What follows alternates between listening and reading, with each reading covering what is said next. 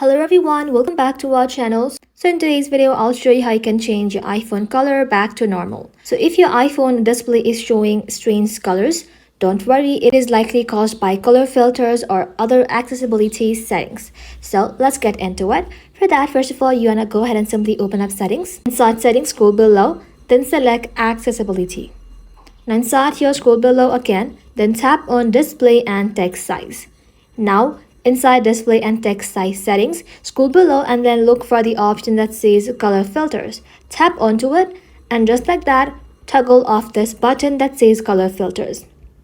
So if this setting is turned on, it can change your display's color spectrum. So after you've done that, you want to go ahead and simply head back to the main settings. And then inside here, scroll below, then tap on display and brightness.